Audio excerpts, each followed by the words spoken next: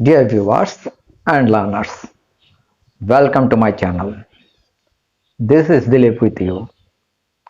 Now, I am going to start my today's lesson. আজকের লেসনটা হচ্ছে Present Indefinite Tense using am is are. হয়তো অনেকে একটু ভাবছো যে am is are ব্যবহার করে কেমন করে Present Indefinite Tense হয়। হ্যাঁ, হয়। এর আগেও আমি কয়েকটা ভিডিওতে দেখিয়েছি কিভাবে am is are ব্যবহার করে মানে প্রিন্সিপাল ভার্ব হিসেবে ব্যবহার হচ্ছে এবং হ্যাভ হ্যাজ তারপর এই যে ডু ডাজ এগুলোর ব্যবহার শিখিয়েছিলাম। তো বেশিরভাগ ক্ষেত্রে দেখা যাচ্ছে আমার বেশ কিছু ভিডিও আপলোড হয়েছে, ম্যাক্সিমাম ভিডিওতে আমি দেখিয়েছি গ্রামারের বিভিন্ন জিনিসের ইউজ ব্যবহার। কারণ আমাদের স্টুডেন্টের মধ্যে বা তোমাদের মধ্যে যেটা আমি লক্ষ্য করেছি সেটা হচ্ছে তোমরা গ্রামারের যাবতীয় খুঁটিনাটি জিনিসগুলো শুধু মুখস্থ করার চেষ্টা করো, কাকে বলে, কত প্রকার, উদাহরণ কি, এগুলো মুখস্থ করার চেষ্টা করো বা অনেকে মুখস্থ করেও ফেলেছো। কিন্তু দুঃখের ব্যাপার হচ্ছে যে যখন তোমাদেরকে ব্যবহার করতে বলা হয় বা ইউজ করতে বলা হয় তখন সেটা তোমরা পারো না। হয়তো অনেকেই পারে, অনেকেই পারে না। আমার ধারণা যে শতকরা প্রায় 90% বা শতকরা 90 জনে এটা পারে না। তো অনেকেই বা তোমরা যারা স্টুডেন্ট আছো তারা কি করে গ্রামারের রুলগুলো বিশেষ করে টেন্সের স্ট্রাকচারগুলো মুখস্থ করে সেগুলোকে ইউজ করার চেষ্টা করো। যদি ইউজ করতে পারো তাহলে তো ভালোই। অনেকে কি করে স্ট্রাকচারগুলো একদম মুখস্থ করে ফেলে, আর যখনই আমি লিখতে বলি তখন দেখা যায় কি একদম পারফেক্টলি নিখুঁতভাবে তারা সেটা করে ফেলে বা পেরেছে। কিন্তু যখনই আমি কোনো ট্রান্সলেশন করতে দিই বা কোনো একটা জিনিসকে ট্রান্সলেট করতে বলি তখন সেখানে তারা বিপাকে পড়ে যায়। কেন? একটা হচ্ছে মুখস্থ বিদ্যা আর একটা হচ্ছে প্র্যাকটিক্যালি ইউজ। যেটা তুমি যদি সেটাকে ব্যবহার না করো বা ব্যবহার করতে না পারো তাহলে তোমার মুখস্থ শিক্ষার কি উপকারিতা আছে আমার একটু বলো। তাই আমি একটা সিদ্ধান্ত নিয়েছি কি বিভিন্নভাবে তোমাদেরকে টেন্সের স্ট্রাকচার গুলো বা টেন্সের পুরো জিনিসটা বুঝিয়ে দেওয়ার চেষ্টা করব। বেশিরভাগ স্টুডেন্টরা বলে যে স্যার টেন্স শেখান। একটা সেন্টেন্সের প্রাণ কি? একটা সেন্টেন্সের প্রাণ হচ্ছে ভার্ব, আর এই ভার্বকেই পরিচালনা করে বা ভার্বকে সুস্থ রাখে, সুন্দর রাখে কে? টেন্স। সুতরাং টেন্সের ব্যবহার অত্যন্ত গুরুত্বপূর্ণ, সে সাথে ভার্ব। কারণ সাবজেক্টের সাথে ভার্বের রিলেশন যদি ঠিক মতো না হয় এবং ভার্বের সঠিক ফর্মটা যদি তুমি ব্যবহার করতে না পারো তাহলে কি হবে? টেন্সগুলো এলোমেলো হয়ে যাবে। হয়তো অতীতকালটা ভবিষ্যতে চলে যাবে বা অতীতকালটা বর্তমানে চলে আসবে, বর্তমানটা অতীতে চলে যাবে। তো এগুলো তো এমনিতেই ভুল, তাই না? তো দেখো আজকে আমি যেভাবে দেখা যাচ্ছি জাস্ট এটা একটা প্রাইমারি লেভেলের ক্লাস বলতে পারো, কিন্তু যারা জানো না তারা এই জিনিসটা শিখে নিতে পারো। তোমরা যদি হাই স্কুলেও পড়ছো বা কলেজেও পড়ছো এরকম থাকতে পারো, যদি মনে করো কি এটা তোমাদের জন্য বেনিফিট হবে বা উপকারী হবে তাহলে ক্লাসটা করে দিতে পারো। বাই দ্য বাই আমি একটা কথা বলে রাখি, হয়তো এখানে অনেক সিনিয়ররা, অনেক ভিউয়ার্স আছে যারা এই ক্লাসগুলো দেখছে। তো I am sorry to say আমি আসলে এত বছর ধরে ক্লাস করাতে করাতে আমার স্টুডেন্টদের তুমি করে সম্বোধন করে এসেছি, তুমি তোমরা করে সম্বোধন করে এসেছি, যার জন্য এখন আমার ওইটা মানে একটা অভ্যাসে পরিণত হয়ে গেছে তুমি তোমরা করে বলে। তো আপনারা যারা সিনিয়র আছেন এটা একটু ক্ষমা সুন্দর দৃষ্টিতে দেখবেন প্লিজ। কারণ এটা হয়তো আমি আপনি বলতে গেলে কখনো আপনি, কখনো তুমি, কখনো তোমরা, এই ধরনের ভুল হয়ে যাবে। তাই এই সামান্য ভুলটুকু অন্তত আপনারা একটু মেনে নেবেন। আর তোমাদের মধ্যে যারা আমার এই ক্লাসগুলো ভালো লাগে বা মনে করো যে এই সিস্টেমেই তোমরা শিখতে পারবে, তোমরা এই সিস্টেমে শিখলে সেটা পার্মানেন্টলি তোমাদের মাথায় থাকবে, তাহলে এই চ্যানেলটাকে একটু সাবস্ক্রাইব করে রাখো।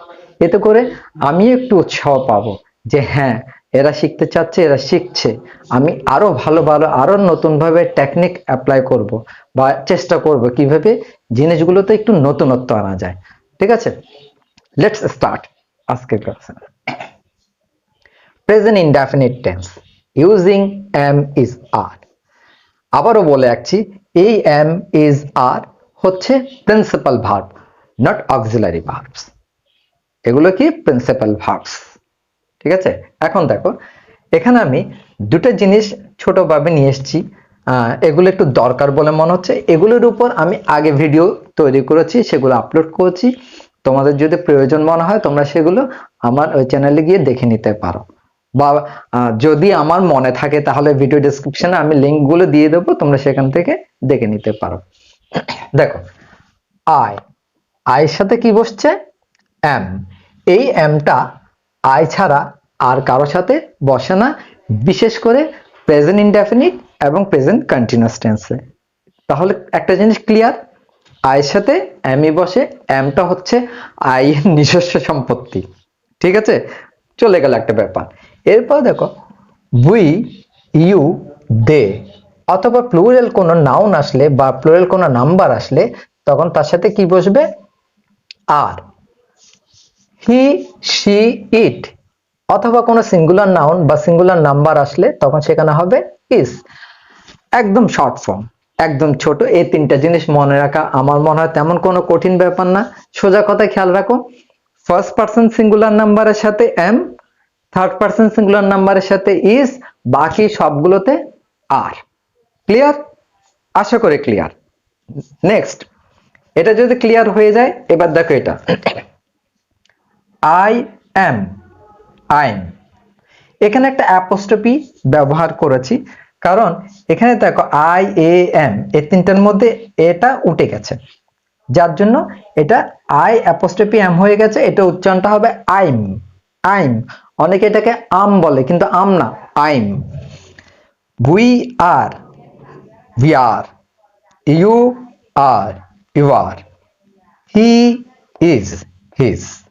She is, she's. They are, they are. এখানে একটা জিনিস লক্ষ্য রাখো, অনেক সময় দেখা যায় কি হি হ্যাজ, হি হ্যাজ কেও কিন্তু হিজ বলে, শি হ্যাজ কেও শিজ বলে। তো সেটা কখন কোন টেন্সে ব্যবহার করছো, কিভাবে ব্যবহার করছো তার উপর ডিপেন্ড করে লিখতে হয়। তবে যারা একটু ট্যালেন্ট বা যারা এগুলো ইউজ করে তারা এমনিতে বুঝে যায় এটা কিভাবে ব্যবহার করা হচ্ছে, কোন টেন্সে ব্যবহার করা হচ্ছে। গেল, এটা হচ্ছে, এগুলোকে বলা হয় শর্ট ফর্ম, সাবজেক্ট প্লাস ভার্বের শর্ট ফর্ম। সাবজেক্ট প্লাস ভার্বের শর্ট ফর্ম হচ্ছে এটা, আরেকটা বলে কি কন্ট্রাকশন ফর্ম, ঠিক আছে। গেল, দুটো জিনিস ক্লিয়ার হয়ে গেল। এখন আসি আমাদের মূল জিনিসে, প্যাসেজে। একটা প্যাসেজ দিয়েছি, প্যাসেজটা ছোট্ট করে লেখা, একদম ইজি ওয়েতে লেখা হতে পারে। এটা একটা পার্সোনাল ইনফরমেশন। যখনই আমি আমার স্টুডেন্টকে বলি, এই পর্যন্ত তো অনেক বছর গেল, প্রায় 40-42 বছর তো মাস্টারি করছি, এই পর্যন্ত ম্যাক্সিমাম যত স্টুডেন্টকে বলেছি যে তুমি তোমার নিজের সম্পর্কে কিছু লিখো, মাই সেলফ অথবা ইউর সেলফ। তখন তার চিন্তা, কি লিখবো স্যার, কি লিখবো স্যার, কি লিখবো স্যার। পার্সোনাল লাইফ সম্পর্কে তো অনেক কিছুই লেখা যায়, পার্সোনাল ডিটেলস অনেক কিছু লেখা যায়, কিন্তু কিভাবে লিখবে হয়তো সেটা নিয়ে দুশ্চিন্তায় পড়ে যায়। তো দেখো, এটা প্রাইমারি লেভেলে আমি একটা জিনিস লিখে দিয়েছি। আমার মনে হয় এটা জিনিসটা তোমাদের কাছে একদম ইজি, একদম ইজি মনে হবে। আই এম অর্ণা, অর্ণা একটা মেয়ের নাম। আই এম অর্ণা, আমি অর্ণা বা আমি হই অর্ণা। এখানে অনেকের মনে একটা প্রশ্ন থাকতে পারে, আমি অর্ণা, এখানে তো কোনো ভার্ব নেই, তাহলে এটা সেন্টেন্স হলো কি করে? কারণ আমরা জানি ভার্ব ছাড়া কোনো সেন্টেন্স হতে পারে না।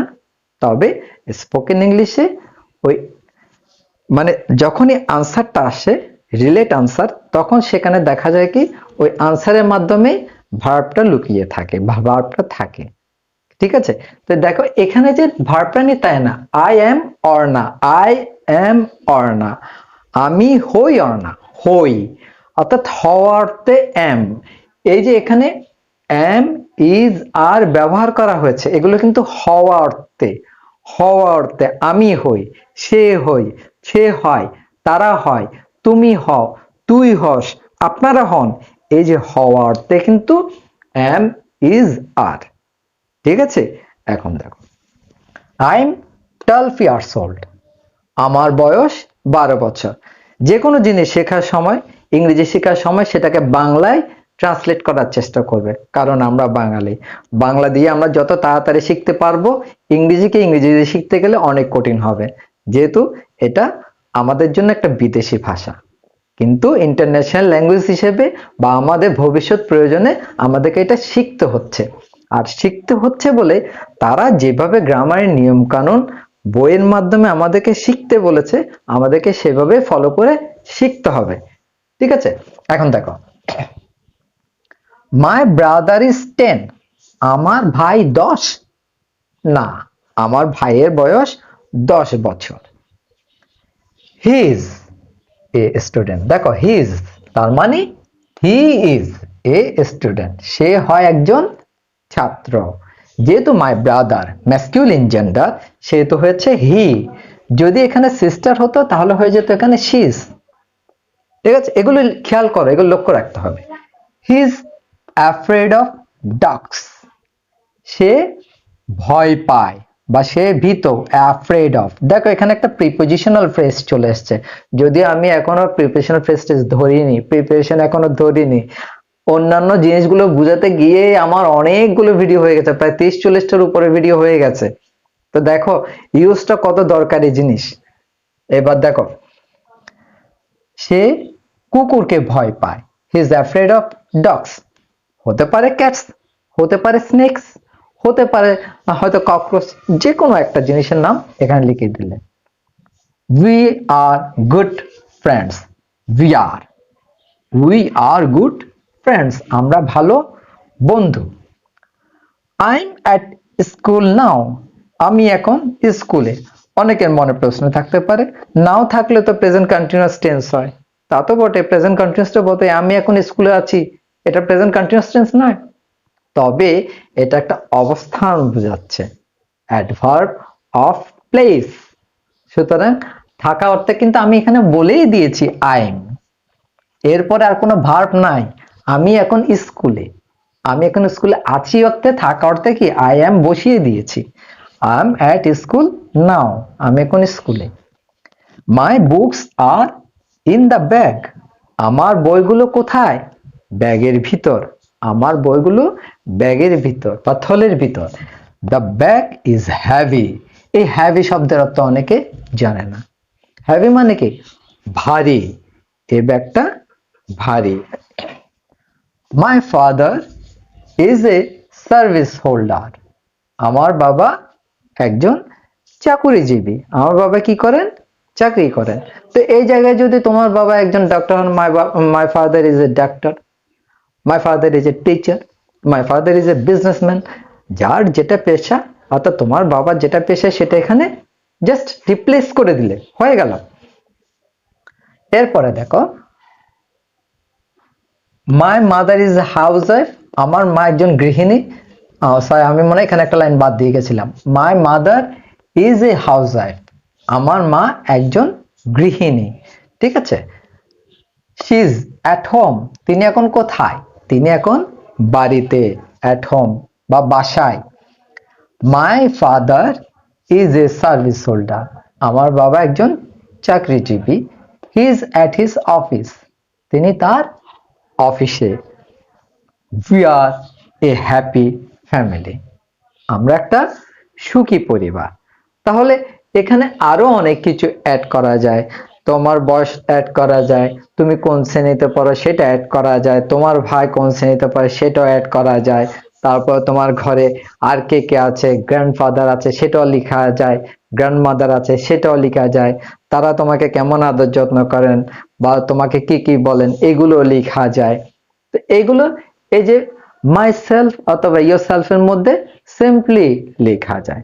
তো এখানে দেখো পুরো প্যাসেজ জুড়ে, পুরো এই প্যাসেজের মধ্যে বা প্যারাগ্রাফের মধ্যে আমি কোথাও ভার্বের সাথে আইএনজি ব্যবহার করিনি, বা কোথাও ডু ডাস এর ব্যবহার করিনি, কোথাও ওয়াজ ওয়্যার এর ব্যবহার করিনি। পুরোটাতে কি ব্যবহার করছি? Am, is, are, as principal verb. ঠিক আছে। এখন দেখো এই উদাহরণগুলো একটু লক্ষ্য করো। The weather is nice today, আজকের আবহাওয়াটা ভালো বা সুন্দর। এখন দেখো এই দিসটা প্লুরাল হয়ে গিয়ে দিস হয়ে গেছে। This bags are heavy.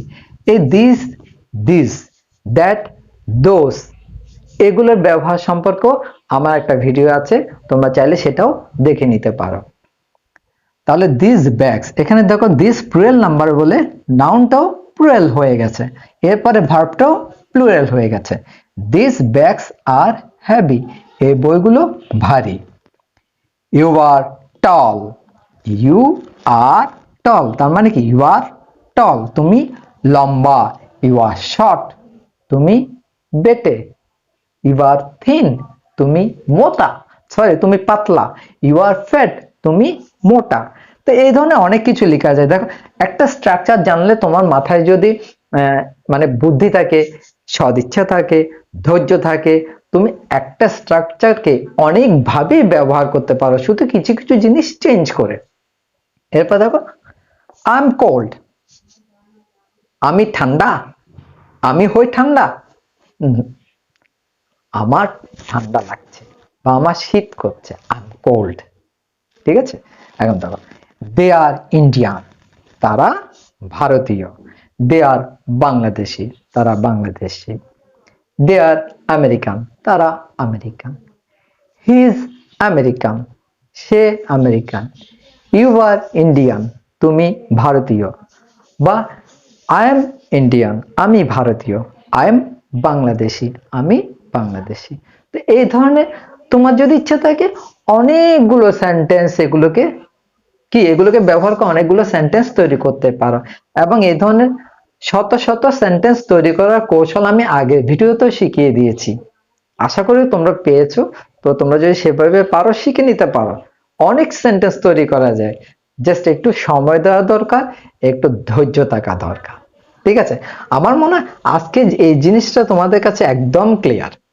আর যদি ক্লিয়ার হয়ে না থাকে তাহলে আমার কাছে একটু কমেন্ট করে যাও, আমার কমেন্ট বক্সে, আমি এটা সলিউশন করে দেওয়ার চেষ্টা করব।